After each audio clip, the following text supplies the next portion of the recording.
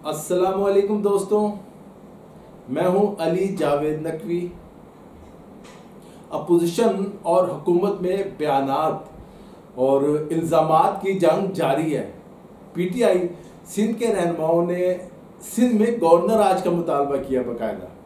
फिरदौस शमीम नकवी और दूसरे रहनुमाओं का कहना है कि सिंध हुकूमत सही काम नहीं कर रही, सूबे में आइन की धज्जियां उड़ाई जा रही हैं, नालायक लोगों से छुटकारा जरूरी है।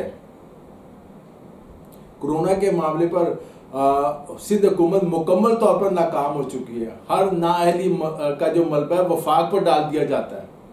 सुप्रीम कोर्ट के फैसले के बाद मुराद अली शाह खामोश हो गए हैं। किसी को गोली लगती है तो ऐसी मौत का भी जो है वो कोरोना में शुमार कर लिया जाता है।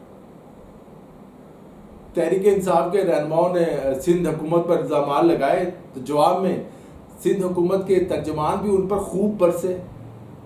मुर्तज़ा वहाब के बकौल गवर्नर राज का मुतालबा करने वालों का आर्टिकल्स तक का इल्म नहीं है। सिंध की अपोजिशन इल्ज़ाम तराशी की सियासत कर रही है। वफाकी वज़रा झूठ और महज इल्ज़ामात पर मबनी प्रेस कॉन्फ्रेंसें कर रहे हैं। बेरोजगार सियासी लीडर रोज तनकीद के निश्तर चलाते हैं। इन्हें खुद नहीं मालूम उनकी वफाकी हुकूमत क्या कर रही है, यानी एक दूसरे पर इल्ज़ामात बस चल रहे हैं।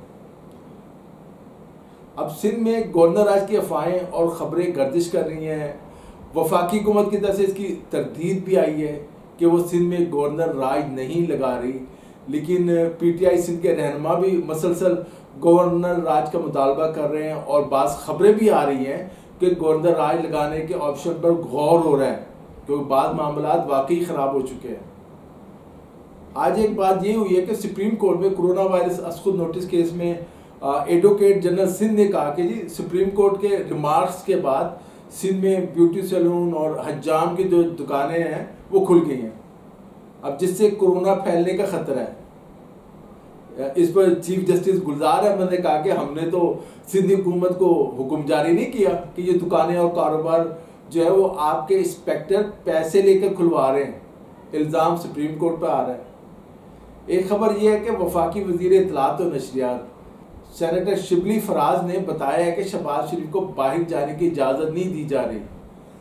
इससे पहले यह मुतालबा भी सामने आ चुका है कि शहबाज शरीफ का नाम ECL में शामिल किया जाए। काबीना का जो इजलास हुआ है उसमें शहबाज शरीफ का नाम ECL में शामिल करने का मामला नहीं आया, लेकिन ये खबरें हैं कि हुकूमत ने फैसला कर लिया है कि अब शहबाज शरीफ को बाहर नहीं जाने दिया जाएगा। इसका फैसला हो गया है। शहबाज शरीफ ने नए इंतखाबात का मुतालबा किया है। अब जो नए इंतखाबात का मुतालबा है वो नवाज शरीफ का बयानी है। शहबाज शरीफ तो इन हाउस तब्दीली के हक में थे। नवाज शरीफ इमरान खान के खिलाफ तहरीक अदम एतबार लाने के नहीं चाहते। वो चाहते कि नए इंतखाबात हों, मुस्लिम लीग नून 2/3 अक्सरियत से हुकूमत बनाए।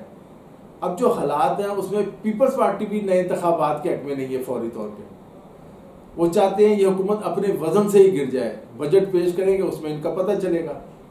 इनसे इतनी गलतियां हों कि कोई इन्हें दोबारा लाने का सोचे भी ना।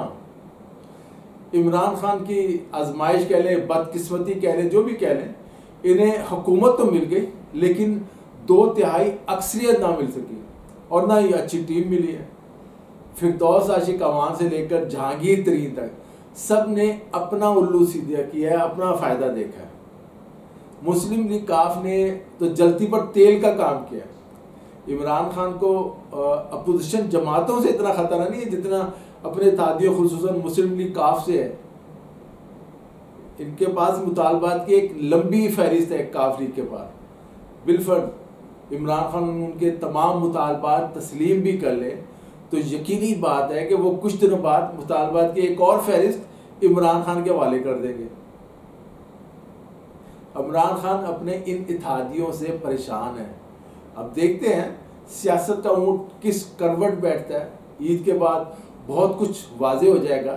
नैब भी मुतहरिक होगी और दोनों तरफ की गिरफ्तारियां होंगी, केसेस चलेंगे। दोस्तों आज के लिए इतना ही। अली जावेद नकवी को इजाज़त दीजिए। अपना ख्याल रखिएगा। खुदा हाफिज़।